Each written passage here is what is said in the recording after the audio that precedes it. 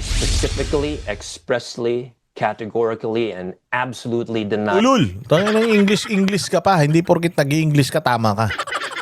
Oo, mas mabuti na yung magtagalog ka para makita namin kung nagsasabi ka talaga English, sa tingin mo tama ka na pag nag-English ka. Ano ka pa, sikat? That this is motivated just for the purpose of triggering a ban. But these are valid, legitimate grounds that have been, you know, that have Kinang inan to, pa islang pa, Pilipino ka, hoy. Hindi ka mukhang kano. Tangina, tinan mo yung mukha mo. Mukha kang Pilipinong kuripot. Putang nag-i-English ka pa? Nakatira ka ba sa Amerika?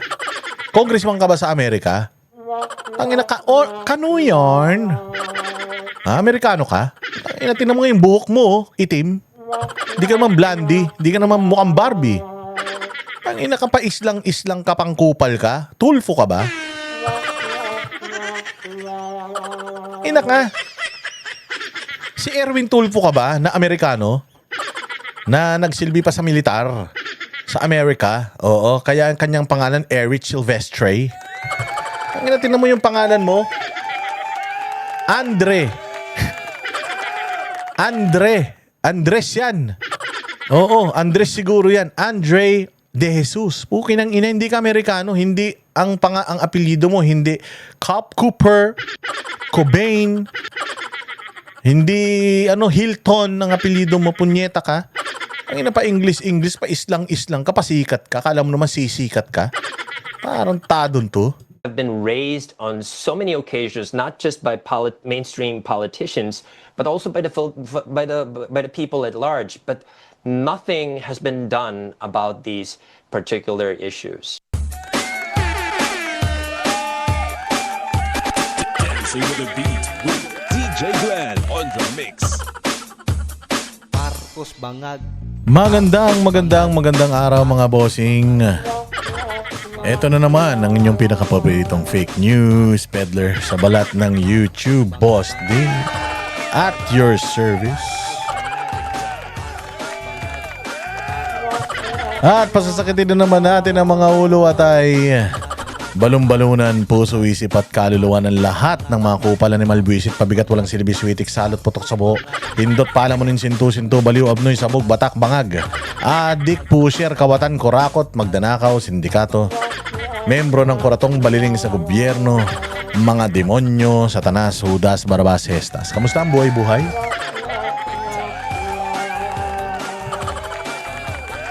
Ayan, at sa mga nanonood ngayon, oo, konting lambing lang naman. O baka naman pwede. Mag-follow po tayo dyan sa Boss Dada 2.0. Follow po tayo dyan. Nag-upload po tayo ng mga videos dyan, mga clips ng ating vlog.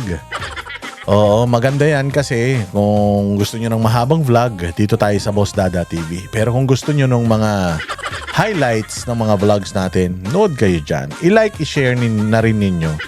And hit the notification bell. Malaking tulong yan sa atin, lalo na kung itong ating channel ay i-mass report at gurgurin o at least may bago tayong tatambayan. Mahirap kasi kasi maraming nag-advise sa akin kasi ako wala na akong talagang time para mag-manage ng napakaraming channels kasi nga hindi ako talaga, yes, ito ang ating, alam mo yon, yung pusong malapit sa puso. Ito na ating karera, itong paghahatid ng walang kabuluhang mga balita sa bayang Pilipinas. Sa inyo, lalong-lalo na sa mga kababayan nating mga OFW na walang magawa para mairaos ang kanilang oras sa pagtatrabaho at kaya hinahabaan natin yung mga vlog natin dahil para hindi kayo mabore sa inyong mga trabaho. And as much as I can, upload ako ng upload para may napapanood kayo, na-entertain kayo bahagya. Diba? At least. So tulong na lang din, mag-subscribe kayo dyan sa Boss Dada 2.0, i-like ninyo, i-share ninyo, hit the notification bell para mapanood ng buong Pilipinas. Lahat ng mga Pilipino sa buong mundo mapanood itong ating mga content at 'di ba makarating yan sa napakaraming mga magnanakaw sa Pilipinas. O, at syempre, mag-follow din kayo sa ating Facebook page, ang Boss Dada Facebook page. Syempre, dito sa ating YouTube channel, ang Boss Dada TV YouTube channel. YouTube! Hit the notification bell, like, subscribe, share. Tapos, meron dyan sa mga videos, o kung na-appreciate ninyo yung video, baka naman sakali, click nyo yung merong letter S na may guhit na 2. Oo, ang ganda nun, magbabago buhay nyo. Pag kinlik nyo yun, tapos makikita nyo merong merong tinatagel na cursor. Itodo yung ganun. Life-changing yan. Huwag kayong masyadong kuripot. Masyado kayong kuripot eh. Kayo talaga, tago kayo ng pera. Bumababa na ang halaga ng piso, kaya kailangan i-donate nyo na.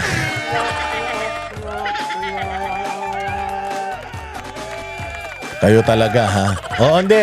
Kidding aside, kung gusto nyo mag-super thanks, mas maganda mag-super thanks.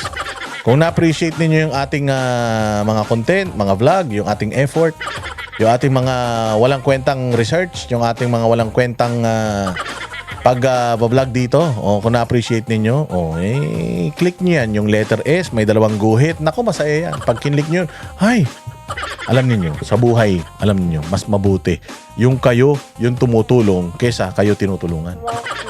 Maniwala kayo. Ha. Sobra ka naman. So ayan nga, follow din ninyo ang Vox Populi, syempre, at lahat ng mga Banateros brothers, si Banat Bay, Coach Oli, si Master Judea, si Jay Guevara, si Sir Jack, si Paring RJ, syempre si Boss Dada TV. Ang mga Banateros, hindi mo hindi mo ma-divert. Kahit na anong pilit nila na pumatol tayo sa mga kawalang kakwenta-kwenta nilang mga batikos sa atin. Wala tayong pake. Hindi tayo politiko. Hindi tayo sumusweldo sa pera ng gobyerno. Wala akong pake. Kung meron ko yung ayaw sa akin, fuck you kayo. Fuck you. Wala kaming pake. Wala kaming ninanakaw sa pera ng gobyerno. Wala kaming bayad na tinatanggap mula kay Romualdez, kay Marcos, kay Sandro, kay Zaldico. Wala. So kung galit kayo sa akin, wala akong pake. Malay ko. Sa kinakagalit nyo. Kung galit kayo sa mukha ko, pwede naman. Pwede namang pumikit kayo habang nakikinig. Mga ulul. Hamon ng debate. Utangin na yan. Debate? Anong makakuha ko sa debate? Pag dinibate kita, anong mangyayari sa buhay ko? Papayat ba ako dyan? Utangin na ha. Yung mga hamon ng debate dyan, mga pakyo kayo. Tapatan nyo na lang itong mga content namin kung kaya nyo. Entertain nyo na lang yung mga subscriber nyo katulad ng ginagawa namin. Hindi lang kami naghahatid ng walang kwentang balita. Hindi lang kami naghahatid ng fake news. Kami ay pinapatawa pa namin kayo, di ba? Diyos ko Lord! Eto na nga. Ito na nga mga bossing. Ito na. Syempre, simulan na natin kagad para makarami tayo. Kung kamakailan lamang ay nag-file ng impeachment diyan sa Kamara. Hindi ko lang nakalimutan ko kung anong party list yun eh. Pero, merong kumalat na balita na di umano. Abogado daw ni Lisa Marcos etong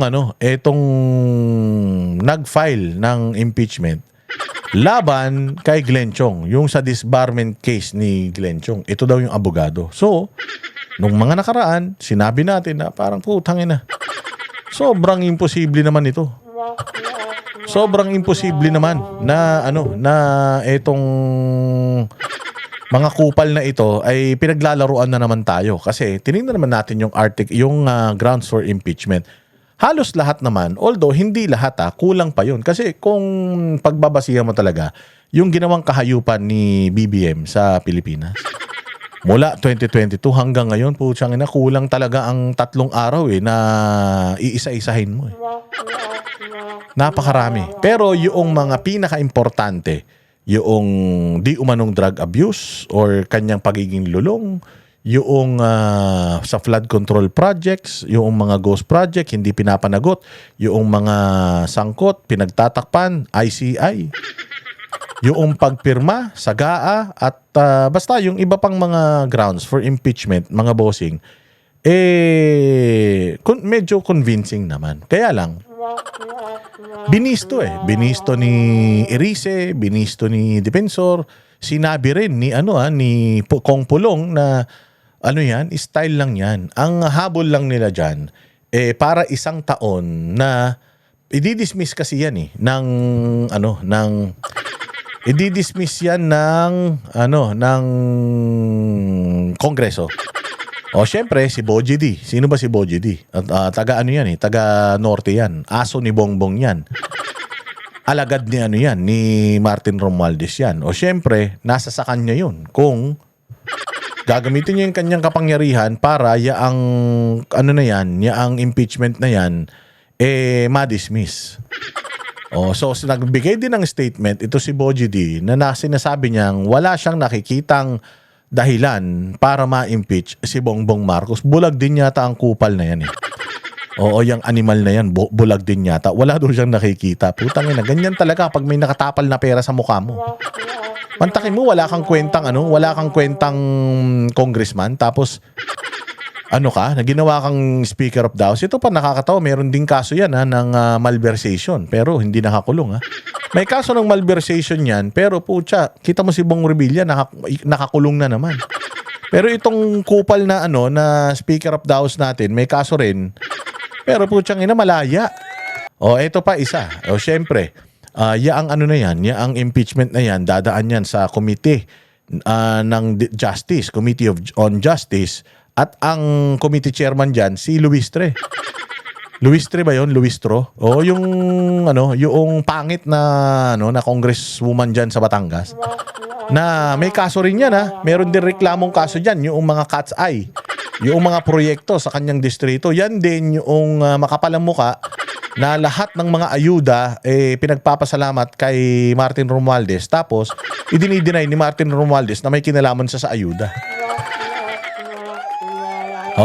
Tapos syempre, dyan sa Kongreso, merong super majority sa Kongreso. Maaring hindi na siya super duper duper katulad nung 19th Congress, pero majority sa kanila pa din. So in terms of numbers of boto na makukuha nitong impeachment na ito ni BBM, kung pagbobotohan yan sa plenaryo, yung likelihood na mag-push through yan mukhang mahina. Kaya lang. Sabi ko nga. Okay, let's say for example, ganun ang plano nila. Ang plano nila is i-dismiss yan para 1 full year.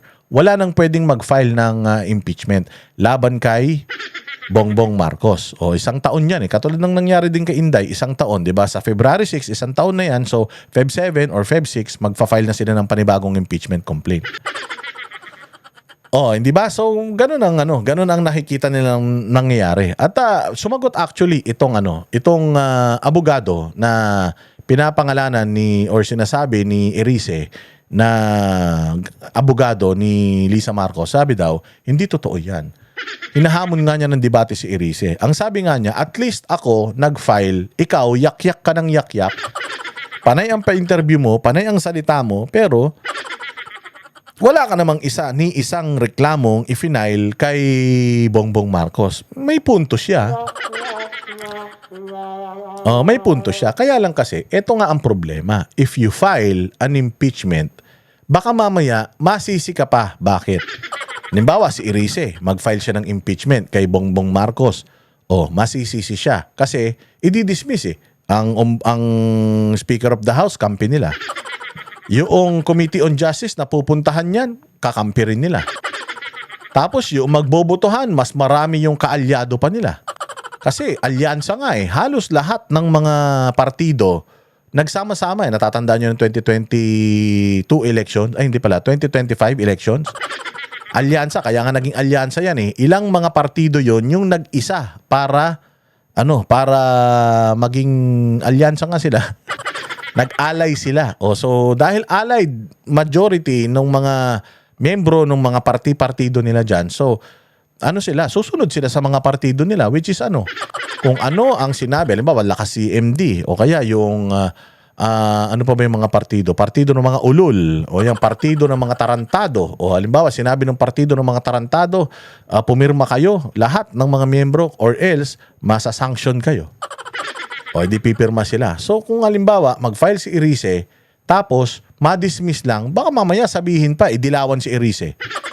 Baka mamaya sabihin pa na, nako, kunyari lang si Erice, final lang niya yan para ma-dismiss, para doon sa 1-year bar.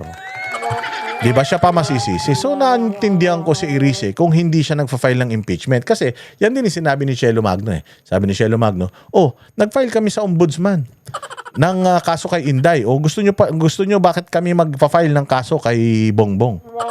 O di kayo mag-file ng kaso. O hindi ba? Anong sagot natin? Gago ka pala eh. Magfa-file ka ng kaso kay Bongbong, kakampi niya lahat eh.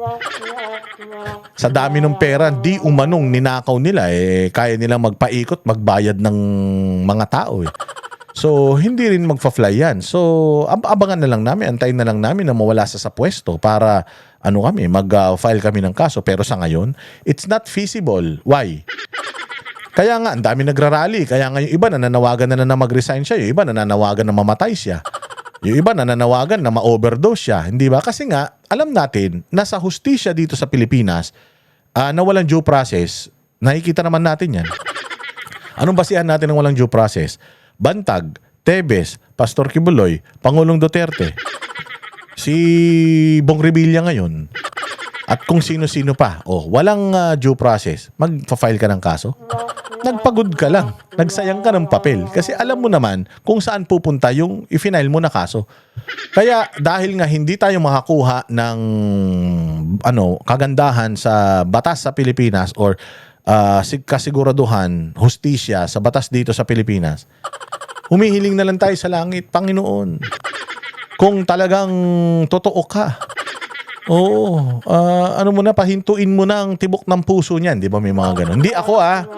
Hindi ako nag-aano noon. Kayo ang nagre-request noon ha. Ang daming nakikita ko dyan. Sana huling birthday niya na yan. May mga ganun pa. Di ba? Yan yung natin. Hindi threat yan ha. Baka na naman to si Claire Castro. Magano naman. Inciting to sedition. Hindi. Pag nagdasal ka na, sana kunin mo na siya, Lord. Hindi hindi grave threat yun. Nananalangin ka na mamatay siya pero ayaw mo naman siyang patayin. So hindi hindi death threat yun ha. Hindi yun pagpratangka sa buhay ng sa buhay ng presidente ha. Kayo talaga. Tsaka nakikita ko ng social media, sinasabi ko lang. Dahil nga wala tayong aasahan sa batas natin dito, anong ginagawa natin? Yun, nagdadasal na lang yung karamihan. Mag-post ka ngayon sa social media. Sino rito ang nagdadasal na mamatay na si ganito, si ganyan? Sigurado ako mabubugbugin sa comment section yan. Taas ng engagement yan. Majority ng mga Pilimantakin mo negative 33. So, hindi ka magfa-file ng kaso kasi alam mo walang patutunguhan yung kaso. Kaya nagdadasal ka na lang. Baka sakali makakuha ka ng hustisyang mabilis. Hustisya sa langit para i-deliver na sila sa impyerno. Kaya siguro buhay pa, gawa ng yung impyerno, hindi pa tapos yung renovation. Magagawan kasi ng annex eh. Gagawa ng annex. Sabi ko nga sa inyo, yung impyerno, buong mundo yon. Lahat ng masamang tao nandoon. Pero sa sobrang ganid, samang tao, sobrang satanas ng mga taga-Pilipinas na mga magnanakaw, putang ina, sabi ko sa'yo, gagawan sila ng sarili nila annex. Gagawan sila ng isa pang branch ng impyerno. Nandoon lahat ng mga Pilipino. Sama-sama doon kasi mahihiya si Satanas eh. Hiyang-hiya si Satanas sa kanila mga bossing dahil putang ina tong mga to, sobrang demonyo nitong mga to. Sa sobrang demonyo nitong mga to, bumait ako. Ganun. Kaya ayan, sinong gago ang magfa-file ng impeachment? 'Di ba? Masisisi pa ako pag na-dismiss na-dismiss or ni-reject yung impeachment, di kasalanan ko pa. Kaya naintindihan ko si Erice kung siya dilawan pa siya sasabihin dilawan kasi yan eh, planted yan. Hindi ba? So ngayon, hinahamon siya nitong abogado na to ng debate at patunayan daw yung sinasabi niya. Hindi, ikaw na lang sir, patunayan mo na lang. Yung sinasabi mo na hindi ka talaga konektado sa mga Marcos, maniniwala kami sa iyo. Sabi ko nga sa iyo baka patayuan ka namin ng rebulto. Kung yung impeachment complaint mo ang makakapag-tanggal kay BBM sa pwesto, putang ina, maniwala ka. Baka pag tumakbo kang presidente sa future, baka manalo ka. Oo, kasi ganyan na talaga kadesperado yung mga Pilipino. Oo, sa totoo lang, noong nag-file nga ng impeachment itong party list na ito, marami ring natuwa. Kaya lang, nagtaka rin sila at the same time. Tapos lumabas pa yung bali-balita na yan. So, ayun, sabi ni Irise, basura daw yan.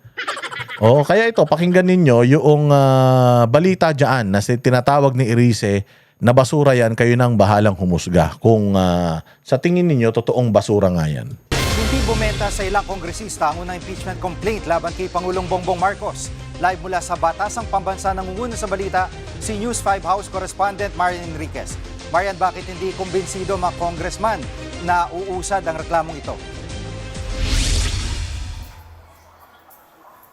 Jiggy, derechahan ngang tinawag na basura ni Caloocan 2nd District Representative Egay Erice itong impeachment complaint na inihain nga ni Attorney Andre De Jesus laban kay Pangulong Bongbong Marcos. Lalo't puro news articles lang umano yung ibinigay na ebidensya ni De Jesus. Giit nga ni Erice kailangan ng maraming dokumento para patunayang konektado ang Pangulo sa pagkakaaresto nga halimbawa ng international. Nako po, yan na. Utang ina, malabnaw. Ibig sabihin, sinasabi ni Erice na news clips, news items, putya hindi pwede.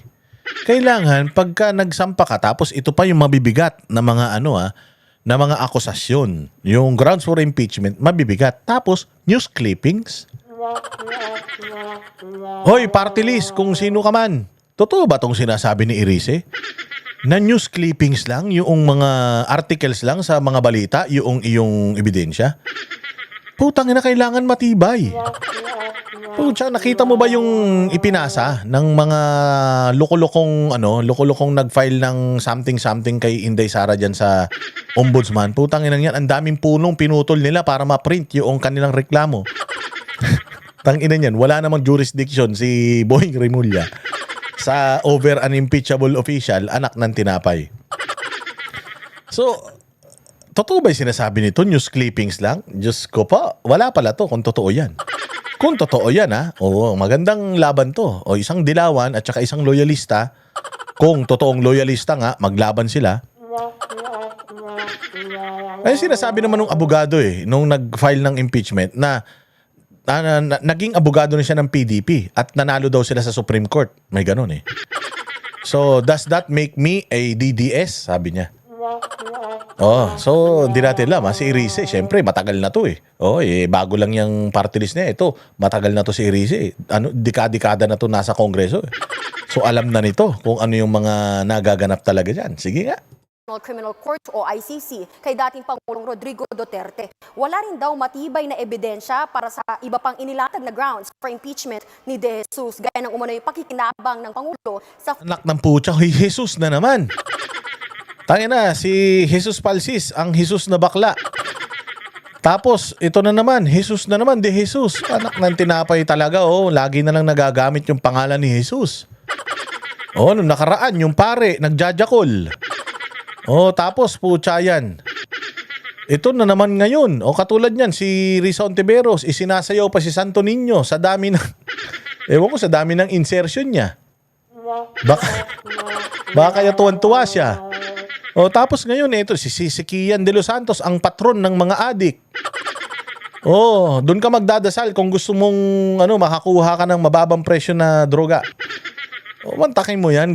Grabe talaga, ginagawa nyo talagang katatawanan na yung pangalang Jesus Masama yan, mapupunta kayo sa impyerno. flood control kickbacks at pagkakaroon aniya ng Pangulo ng drug addiction. May agam-agam din si Erice kay De Jesus at sa nag-endorse ng kanyang complaint na siya Pusong Pinoy Party List Representative Jet Nisay. Narito ang pahayag ni Congressman Erice. Yung sinampa niya na impeachment complaint ay basura. 15 pages na walang mga... Utangin na niyan. 15 pages. Pukinang inan to. Ampaw nga. Utangin na niyan, 15 pages. Paano may impeach si Bongbong niyan? 15 pahina. Yung intro ko pa lang dito sa yung intro ko pa lang dito sa vlog ko kapag tinranscribe mo, putya, baka mga 100 pages na yan Hayop na yan, 15 pages na impeachment complaint laban sa presidente. Puta, ilang grounds yan, tapos 15 pages. Ano yun, bawat ground, 5 pages lang? Putang ina niyan, wala talaga ito. Basura nga ito. Oh, kung totoo ito sinasabi ni Irising 15 nga, Ebidensya, kundi mga news article. At sa tingin ko ay hindi ito wala ito sa forma at walang substance yung kanyang i-final na impeachment complaint. Nahihiwagaan ako, especially with the endorser. Tahimik lang kasi si Kong Jeff. Nagulat na lang ako siya yung nag-endorse. And he's identified baka mamaya puro absent pa yan, ha? Sabi ko nga, ang hina talaga ng utak nitong administrasyon na to. Sana kung ang pinag-file nyo man lang para ka panipaniwala, halimbawa si Dela de Lima, ganyan. O kaya si, yung ACT-CIS, yung kawatan na, na party list, di umano. Di ba yung dalawang yap, taga-ACT-CIS, putang ina niyan. Galit sa magnanakaw si Rapi Tulfo, tapos yung party list ng asawa niya. Magnanakaw yung mga nominee. Hayop talaga naman. Nako po, ewan ko ba. the Garcias, Di umano. Sinabi, kaya nga naka-freeze na yung assets ng mga yap na yun. Baka magalit na naman kayo, ha. who are known stalwarts of the national of the NUP. At yung NUP mismo, sinabi nila na hindi sila papayag sa mga impeachment laban sa Pangulo. Jiggy, para naman kay House Assistant Majority Leader at Lanao del Sur Representative Zia Alonto Adyong, mahina ang reklamo at malabo pa itong umusad sa plenaryo. Mabigat na usapin daw itong impeachment kaya hindi ito ituturing ng Kamara bilang isang press statement o Diba? Ay ko nga sa inyo, putang ina, kung regardless, malakas yan. Sabihin na natin mga 700 million pages yan. Pucha, kahit gano'n pa karaming pages niyan. Bakit pa naman kasi mag-e-effort? Irise, ano ko ba naman? Mag-e-effort pa ba ako? Gagawa ako ng napakaraming papel katulad ni Lachelo Magnong mga ulul? Para lang sa optics? Putang ina niyan, ganoon din naman. Hindi rin naman uusad. Bakit pa ako magpapagod yung utak ko? Yung mga abogato ko, ba't gagawa pang pahabain pa yung mga salita para lang umabot ng napakaraming pages yung impeachment complaint ko? Ang purpose ko lang naman, ma-dismiss din yan. Para 1-year ban. Para hindi ma-impeach si Bongbong ng another year.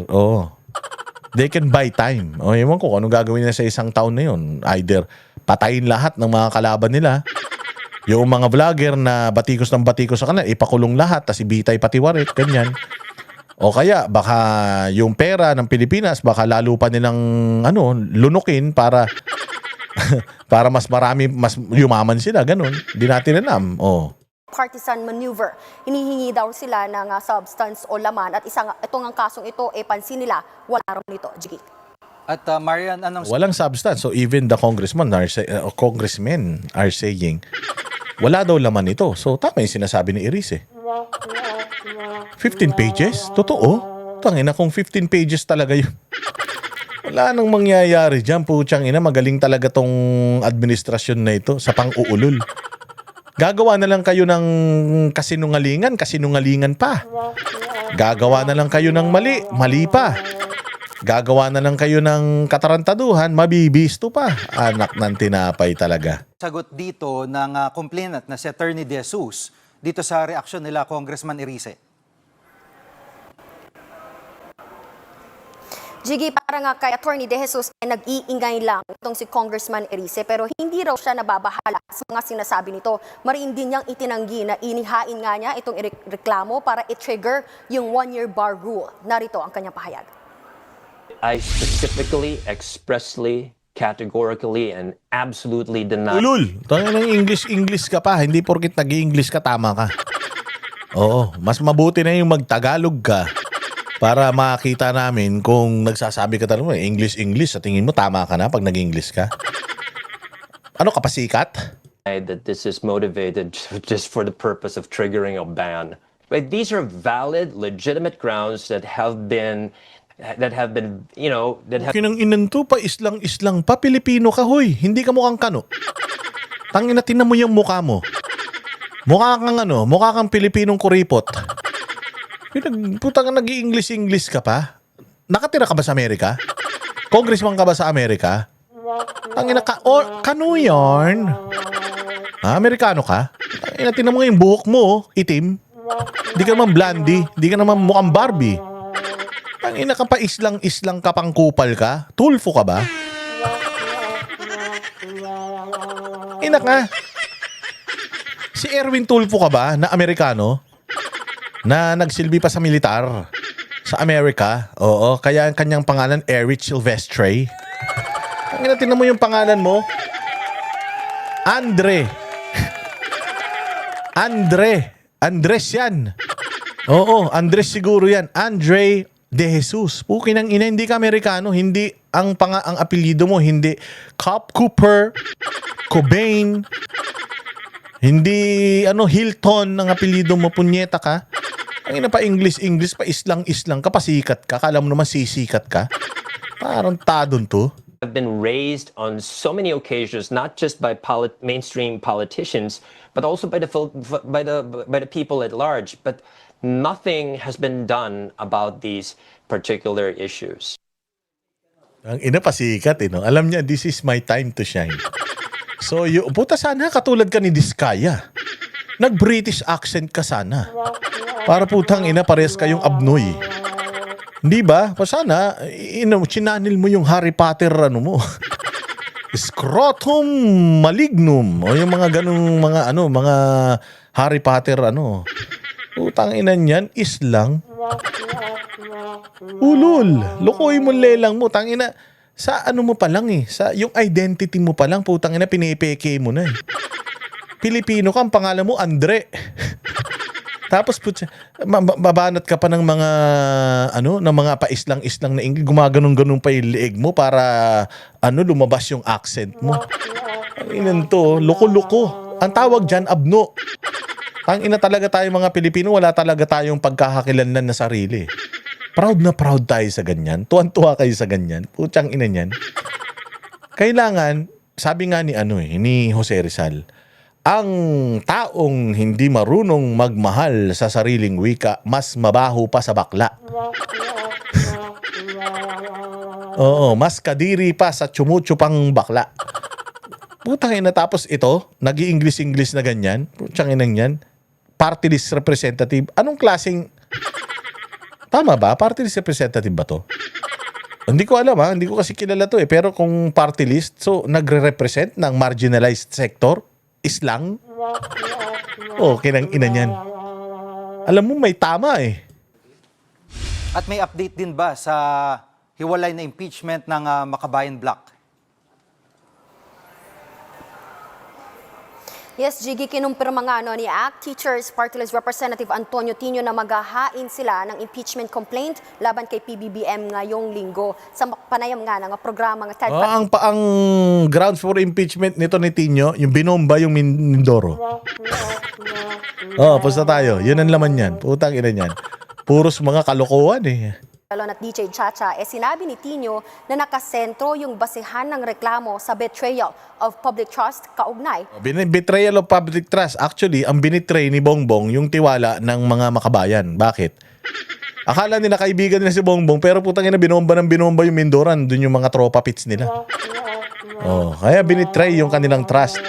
Ang inang buhay ito. Ng flood control scam. Yan muna ang latest dito sa Kamara. Ayan, ano pang sasabihin? Meron pa si Inday Sara, meron din siyang statement tungkol diyan. Ito.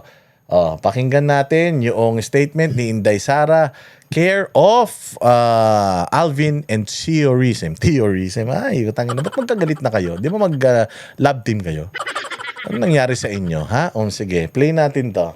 Ganito nilarawan ni Vice President Sara Duterte ang sinampang impeachment complaint laban kay Pangulong Bongbong Marcos. Live mula sa TV5 Davao Studio, nangunguna sa balita si News 5 Mindanao correspondent Bril Montalvo. Bril, bakit ito nasabi ng Vice Presidente?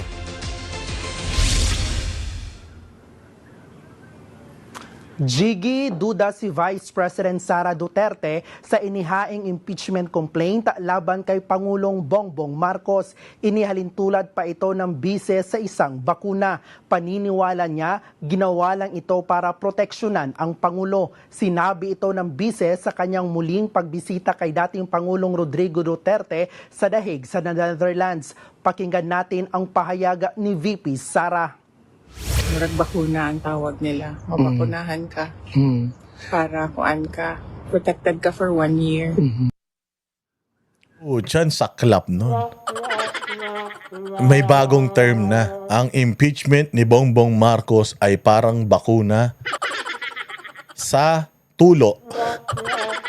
O, bakuna sa tulo. Bakuna sa tetano. Tigdas. Tama, bakuna sa tigdas. So, pag binakunahan ka, ano ba yung bakuna na na pang 1 taon lang? Yung pneumonia? Flu vaccine. Oo, yung flu vaccine, taon-taon yan eh. So, tuturukan ka ng flu vaccine para pag tinamaan ka ng flu, hindi masyadong malala. Kaya flu vaccine. So, yun ang tawag. Para daw siyang vaccine na you're free of that virus for 1 full year. Galing talaga ni Inday, talino ha. Puta, hindi naisip to ng mga bobong bobong mga makabayan ha. Jiggy, kahapon nga ay tinawag na lutong bakaw ni Davao City 1st District Representative Paulo Duterte ang impeachment complaint laban kay PBM. Gagamitin lang umano ito para magkaroon ng 1-year bar sa paghahain ng bagong complaint laban sa Pangulo. Sa ilalim ng saligang batas, bawal ang higit isang impeachment complaint laban sa parehong opisyal sa loob ng 1 taon. Samantala, Jiggy, tinawanan lang at tinawag na drama ni Senator Amy Marcos itong inihaing impeachment complaint ni Attorney Andre De Jesus laban sa kanyang kapatid. Narito ang pahayag ng senadora. Isa na naman drama series na mukhang tatagal ng 1 taon. Kilala naman natin si Galing na sa kapatid yan ha. Huling-huli talaga ni Amy Marcos yung katarantaduhan ng kapatid niya, no? Hindi kasi kayo naniniwala eh. Ito si Amy kasi eh. sino nag-file at anong background. At Bril, ano naman ang pahayag ni VP Sara kaugnay doon sa napipintong impeachment niya na sasampa ng mga kalaban niya sa susunod na buwan? Jiggy, inaasahan na raw ng bise na maharap siya sa panibagong impeachment complaint kapag tapos na ang 1-year bar sa February 6. Pero paniniwala niya, gagamitin lang ito ng ilang kongresista para sa sarili nilang interes. Narito ang pahayag ng Vice-Presidente. As expected as well, magiging katulad lang din yan nung nakaraan na ginagawang fundraising, no, ng mga members of the House of Representatives yung pagpirma nila sa impeachment. It's all about the money dyan.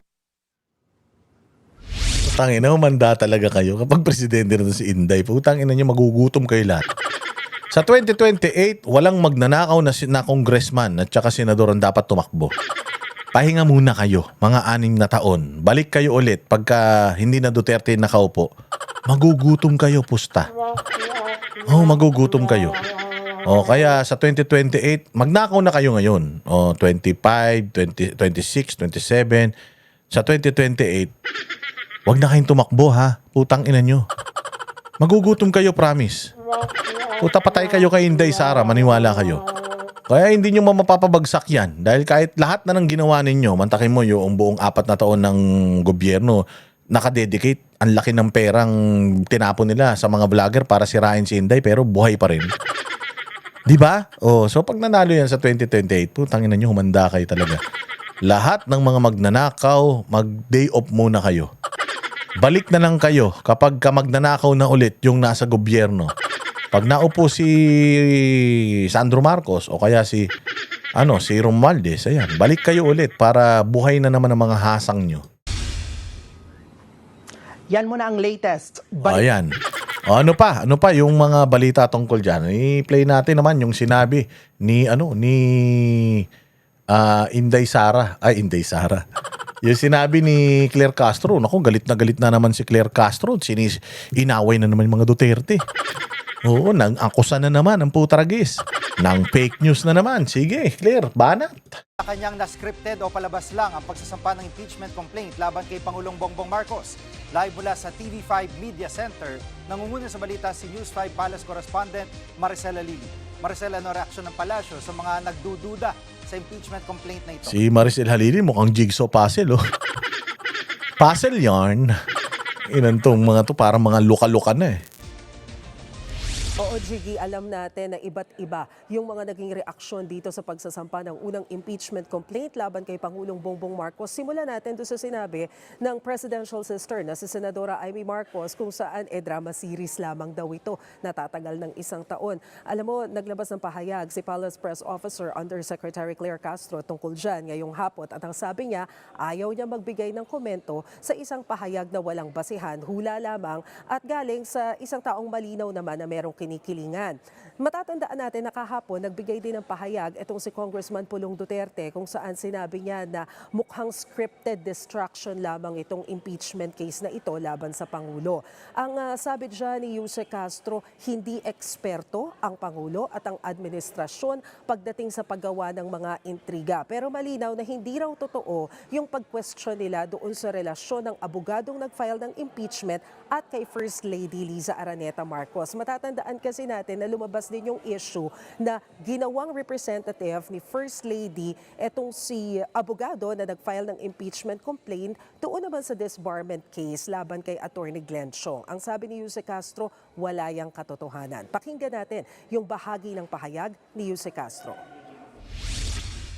Gusto natin ipabatid na ang Pangulo po at ang administrasyon na ito ay hindi po eksperto sa paggawa ng intriga at hindi eksperto sa pagplanta ng ebidensya. Kung yun po ang kanilang nailagay na grounds for the impeachment ng ating Pangulo, malamang ay wala silang makitang ibang dahilan para ma-impeach ang Pangulo. At Maricel, dati nang sinabi ng palasyo na hindi makikialam ito sa proseso ng impeachment. Pero si Congressman Sandro Marcos ay nasa Kongreso. So papaano ang magiging setup niyan? Tama ka. Hindi makikialam. Ulul. Ito si Charis, nandyan, anak. Yung pinsan, nandyan. Yung hipag, nandyan. Mga kamag-anak, nandyan. Oh, ito pa ang nakakatawa. Oh, yung Speaker of the House, kanila. Yung DO, sa Committee on Justice dyan, kanila. Tangina, di makikialam. Kanina, muling iginiit ng Malacanang na hindi sila magi-intervene dito sa impeachment process. Malinaw din naman daw yung sinabi ni Pangulong Bongbong Marcos kay House Majority Leader Sandro Marcos na gawin niya lamang yung kanyang mandato bilang bahagi o bilang miyembro ng House of Representatives. It doesn't matter kahit daw ang impeachment case ay sinampa laban sa sarili niyang ama na si Pangulong Bongbong Marcos. Ngayong hapon, nagsalita ring muli si Yuse Castro at sinabi niya na mismo ang Pangulo ang nagparating sa kanya na hindi siya nababahala dito sa impeachment case na isinampa sa kanya. Ang tingin daw kasi ng... Talaga siya mababahala. Tanginan yan. Paano ka mababahala? Lahat na nasa Kongreso, kakampi mo. Mababahala ka ba? Putya ka na, dami nga namatay noong nakaraang bagyo sa pagbabaha. Putya, wala ngang kakurap-kurap yan Patawa-tawa, pakanta-kanta nga lang yan, pa-party-party nga lang yan. Nung Pasko namigay pa ng mga regalo yan. Demonyo yan. Wala talagang konsensya yan. Ano ba? Sabi ko nga sa inyo, di ba? May sinabi siya na pag binuksan nyo ang puso ko, nandiyan kayo, ulol. Maghapon maghahanap yung doktor. Wala kang puso. Wala kang puso, tsaka wala kang konsensya. Hindi talaga makukonsensya yan. Pangulo, wala namang sapat na basihan itong mga inilatag na grounds para mapatalsik siya sa pwesto. Basta dire-diretso lamang daw ang kanyang pagtatrabaho. Jiggy? Yung pag-aresto kay Bong Revilla, anong reaksyon ng Malacanang? Galing din daw mismo, Jiggy, kay Pangulo. Ayan. Ito pa. Yung kahapon na nangyaring mga hearing diyan sa Blue Ribbon Committee na sinasabi ko nga na parang bulagaan session, na parang walang kakwenta-kwenta, paikot-ikot, wala pa ring ilang oras na hearing, wala pa ring impormasyon at wala pa ring nakasuhan, makukulong. Yung mga mastermind, wala pa rin. Utangin na sa mga mga butete, yung mga isdang maliliit, doon pa rin umikot yung investigasyon. Diyos ko po. Ayan na nga, nagsalita na si Marcoleta at saka itong si Amy Marcos, sinabutahi pa nga daw yata itong presko nila eh. Pakinggan natin kung ano ang kanilang masasabi dyan sa hearing. Reaction dun sa final na impeachment complaint versus PBBM po. Tatanong ninyo ako. Isa na naman drama series na mukhang tatagal ng 1 taon.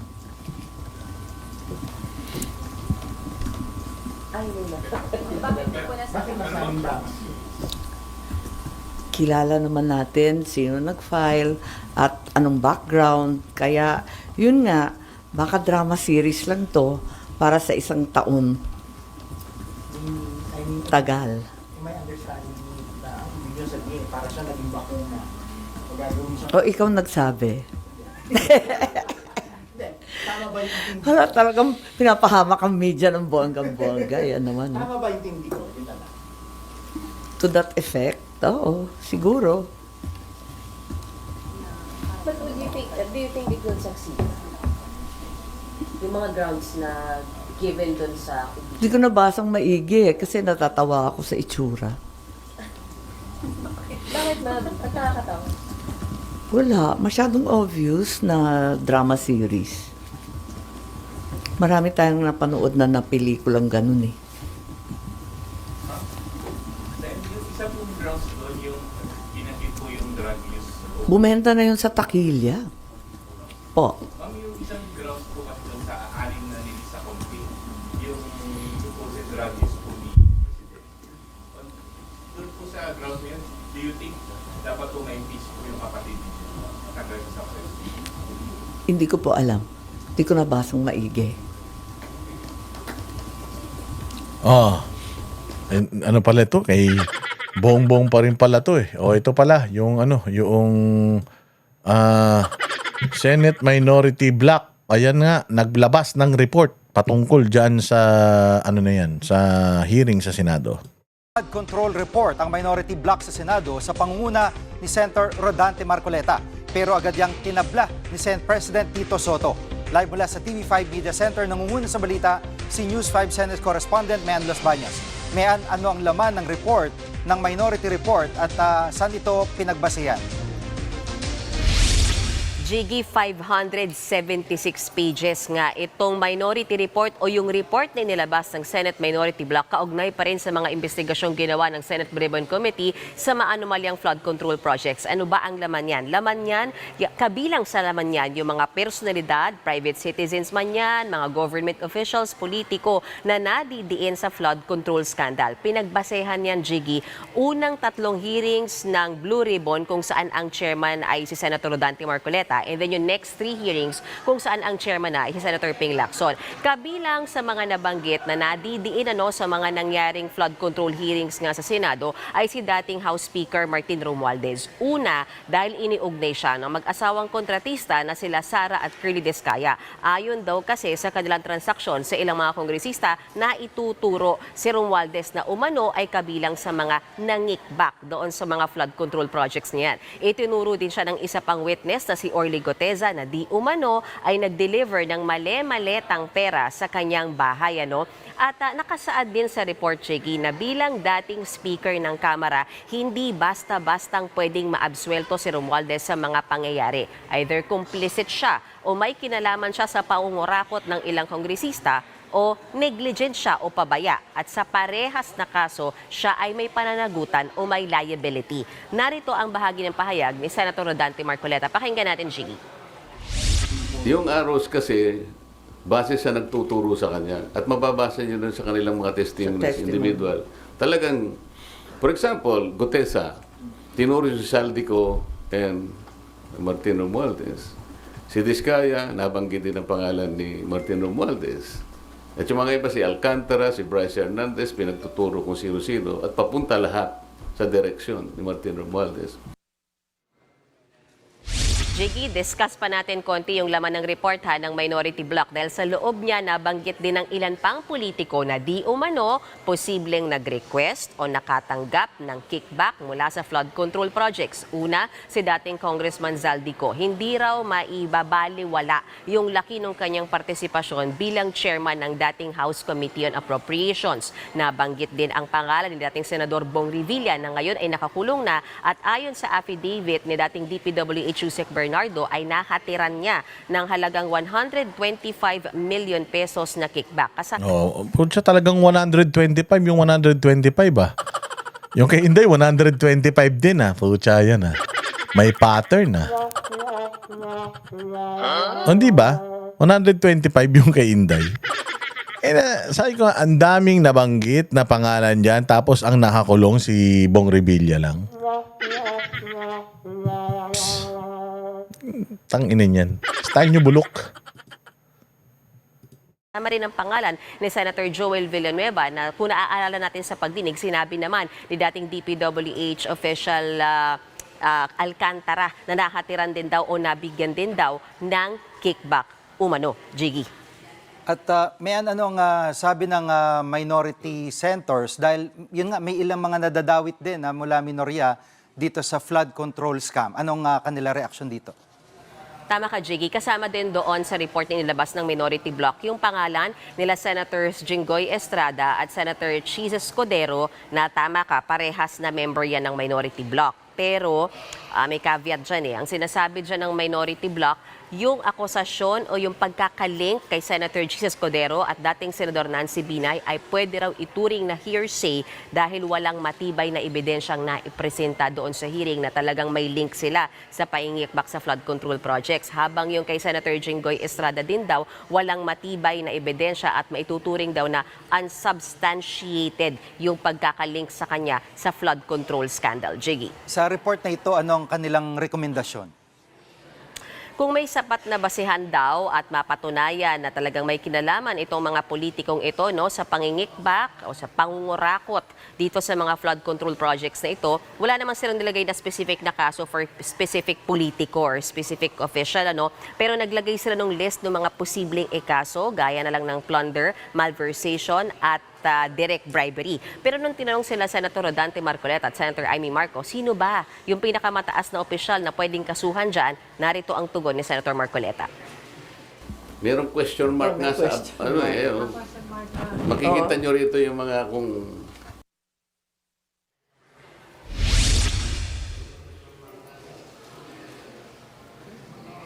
Jiggy?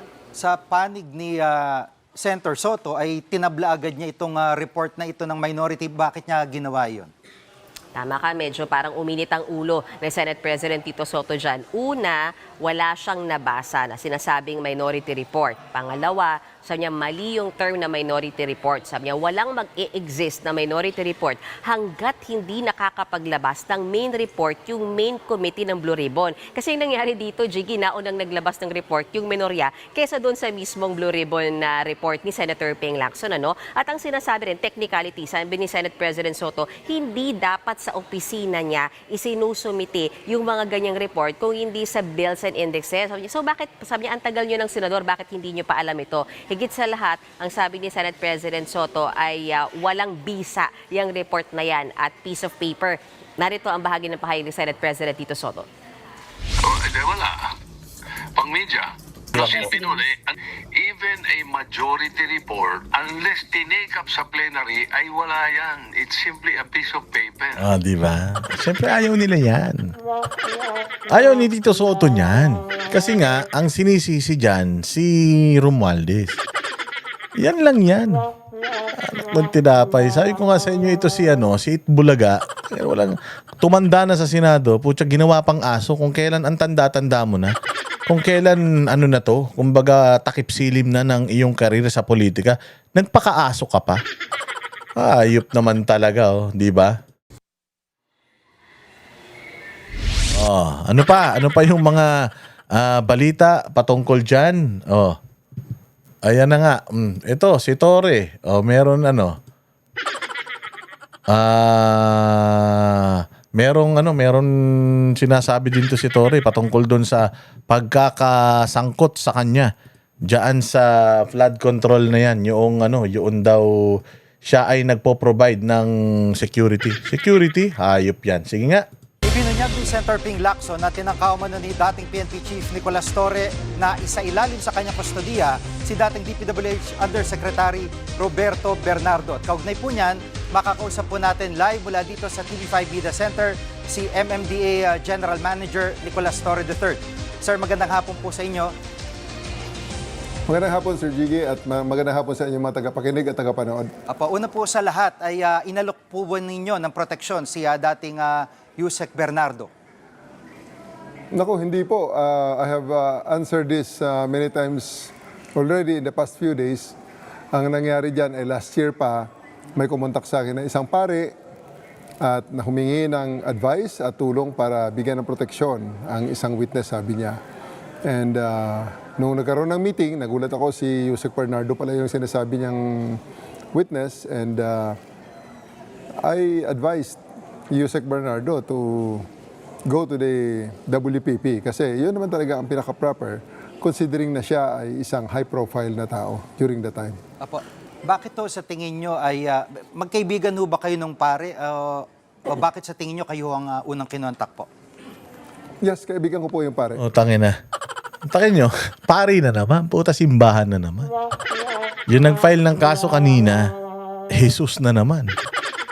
Pucha, eto na naman. Pucha, mantakin mo. Satanas to si Tori. May kaibigang pari. Ina-iglesia to dating iglesia. Katoliko ka na, sir. May kaibigan daw siyang pare. Yung kaibigan niyang pare tumawag sa kanya. Tapos, gustong bigyan ng bodyguard yung magnanakaw na si sino yun? Si Yusek Bernardo. Ina talaga. Hay, nako. Simbahan talaga ng Katoliko. Katoliko ako. Sabi ko nga sa inyo. Pero ina talaga nakakahiya simbahan natin. At matagal ko nang kakilala. Apo. At sa ibang usapin po ay mula nang mapalitan kayo bilang PNP Chief ay nagkausap na ho ba kayo ni Pangulong Marcos sa mga plano ho ninyo, GM? Opo, at nakita niyo po at meron akong appointment dito ngayon sa MMDA. Dito sa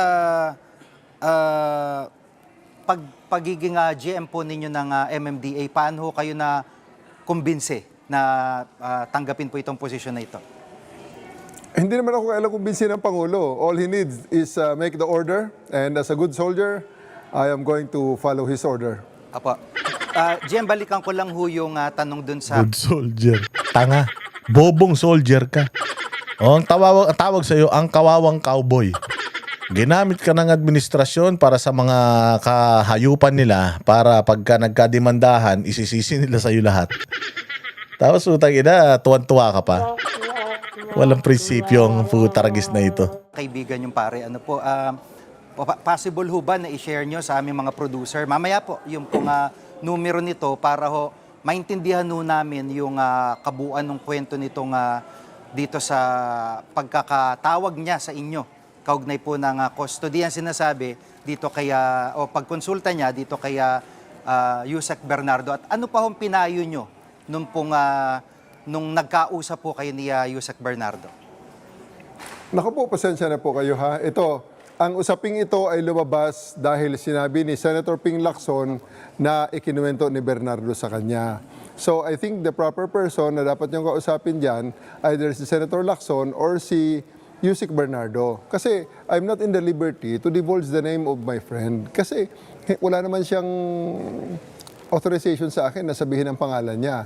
But definitely, alam ni Yusek Bernardo kung sino siya. Ngayon, Yusek Bernardo, kung nagkwento siya kay Senator Ping can ask Yusek Bernardo, and if Yusek Bernardo divulges the name of the priest to Senator Ping, then Senator Ping will know who he is. Apa. Pero sa akin po, pasensya na po kayo. Hindi ko lang talaga masabi.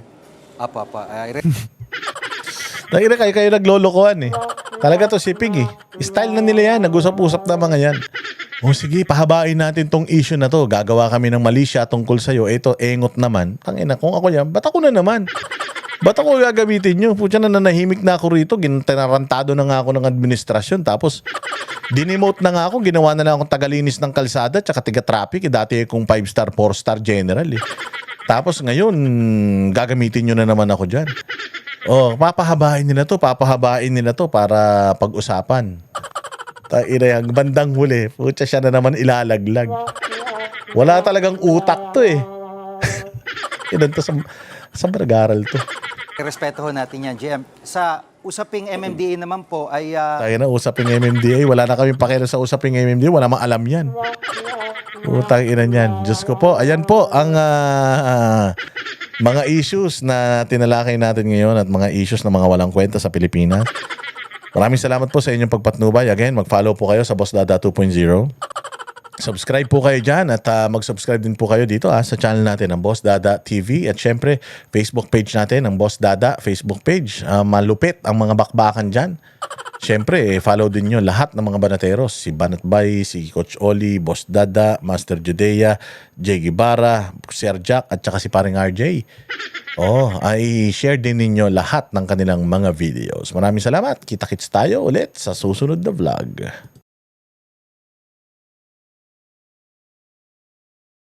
Kami ang boses ng masa, hindi natatakot. Katotohanan lang, di kami nalulunod. Walang bahid ng sismis, lahat ay totoo. Kahit sino ka pa, pag mali ka babanatan ka. Walang pinipili kulay, wala kaming kinikilingan. Basta para sa bayan, kami lalaban. Pag tama palakpakan, pag mali banatan. Di matitinag, di matatakot, para sa bayan tuloy ang sigaw. Sa harap ng kamera, walang halong takot. Mga baluktot, lahat kayo'y tutumba.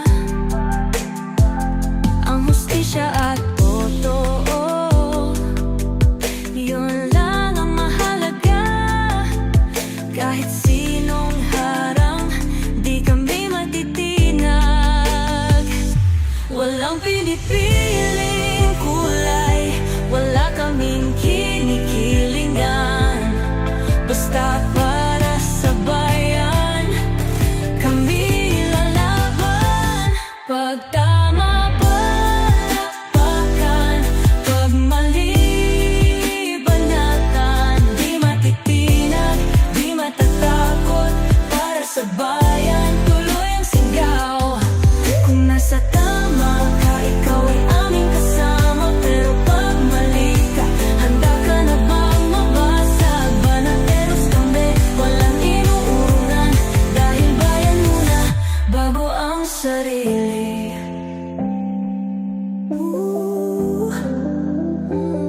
Bago ang sarili.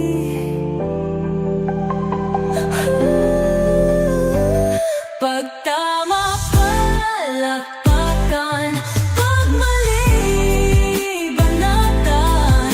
Banateros ang sigaw, katotohanan ang laban.